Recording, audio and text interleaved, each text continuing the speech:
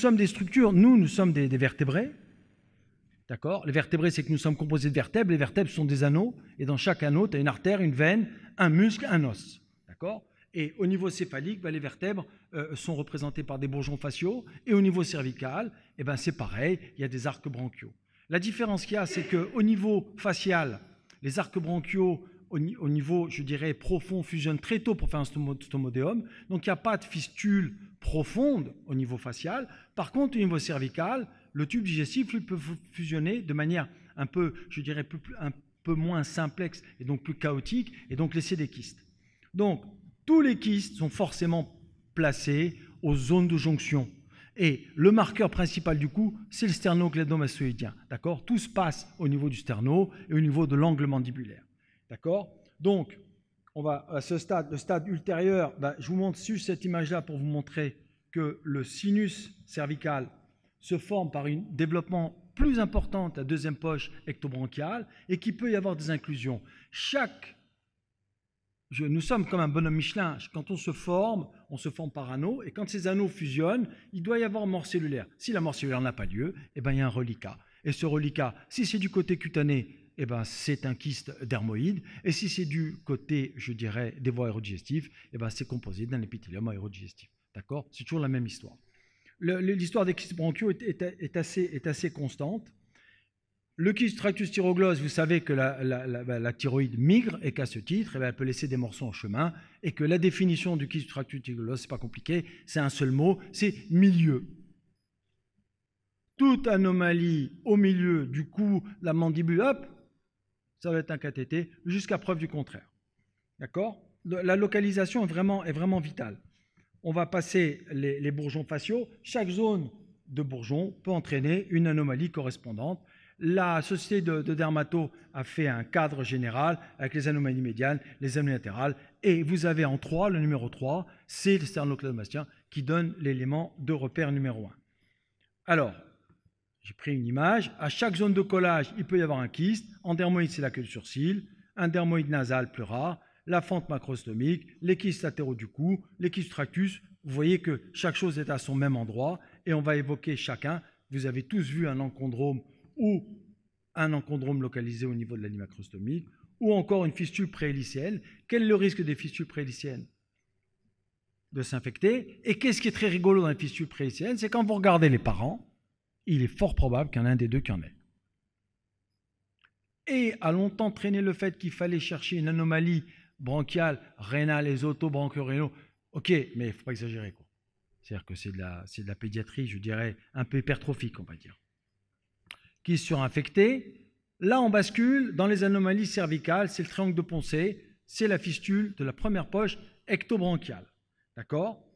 Quand on fait un scan, puisque le sujet c'est l'imagerie, vous pouvez avoir un kyste qui est localisé sous le conductif sur le trajet du 7. Donc, il faut vraiment confier ça à un chirurgien qualifié. Parce que si on va dessus, bille en tête, paralysie faciale. Le kyste de la queue du sourcil, qui a la particularité d'être au-dessus du muscle. Attention au diagnostic différentiel, il peut y avoir des lésions de type des épis. Alors, c'est un petit caillou, on va dire, pour faire simple. C'est l'épithélium calcifié de Malherbe, je ne sais pas pourquoi ils ont appelé ça comme ça, c'est un truc de fou. Enfin, globalement, c'est complètement bénin, mais ça peut être un diagnostic différentiel. On est au milieu, donc c'est à preuve du contraire, jusqu'à preuve du contraire, un kyste du tractus par définition. Là, on n'est pas au milieu, on est au bord antérieur du sterno, on est sur le versant cutané, donc c'est une anomalie de la deuxième poche ectobronchiale, donc la partie cutanée. Sauf que si on met un trajet et qu'on va voir jusqu'où elle va, on peut avoir une mauvaise surprise parce que ça peut aller jusqu'à l'amygdale. Pas jusqu'au pilier d'amygdale, jusqu'à l'amygdale elle-même. D'accord? Puisqu'en fait, sur tout le trajet, vous pouvez avoir un kyste côté peau, vous pouvez avoir un kyste côté amygdale, je vous montrerai des images, et vous pouvez avoir un kyste entre les deux, et vous pouvez avoir les deux en même temps. C'est rare, c'est même exceptionnel, mais bon, c'est théorique. Donc, là, c'est un kyste amygdaloïde, donc c'est l'autre versant qui va s'exprimer par son volume. Cliniquement, c'est un kyste du cou. Qu'est-ce qu'on fait? On ne s'emmerde pas. On ne fait même pas une écho, on fait un scan. On fait un scan, pourquoi? Parce que toutes ces cochonneries-là ont quand même l'abominable défaut de se coller au gros vaisseau. Et que donc ça peut être en avant, en arrière, entre les deux. Certaines fois, c'est parce que ça passe entre la bifurcation carotidienne. Genre, on fait un scan, on ne s'emmerde pas. Là, vous avez une image cariogravée, vous avez la flotte dedans qui vous signe le caractère kystique. Un kyste, c'est un liquide, d'accord? Vous avez une paroi qui est correcte, vous savez que c'est pas malin, ça fait je sais pas combien de temps que ça évolue, et là, vous regardez si ça se prolonge vers l'amygdale.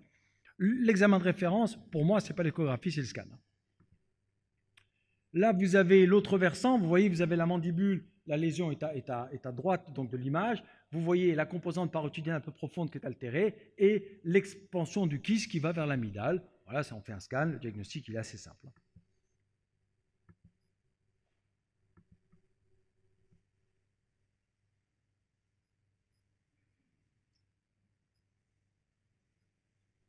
Il y a un doute? Une grosse boule pleine de flotte au niveau de l'angle mandibulaire, on sait ce que c'est, point. D'accord? Le scan est tellement parlant qu'il n'y a même pas besoin d'être radiologue pour interpréter un scan. Sauf qu'il faut demander au radiologue où est-ce que c'est par rapport au gros vaisseau, quand même.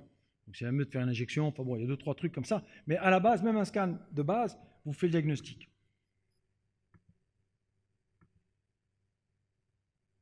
Pareil, ça se passe de commande. Une fois que vous en avez vu un, enfin, vous avez tous vu.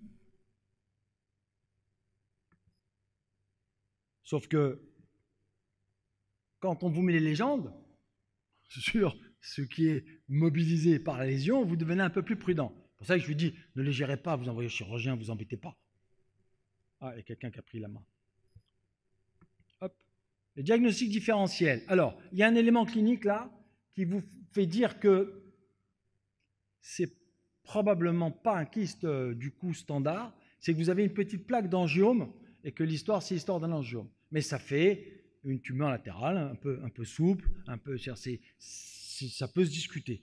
En réalité, non, mais ça fait partie. Par contre, le grand diagnostic différentiel, en tout cas chez les tout petits, sont les lymphangiomes kystiques, surtout à grande vésicule, d'accord? Ou les lymphangiomes kystiques, à ce moment-là, alors l'aspect scanérologique, il faut vraiment que ce soit une forme uniloculaire un peu spécifique, mais ça peut se discuter.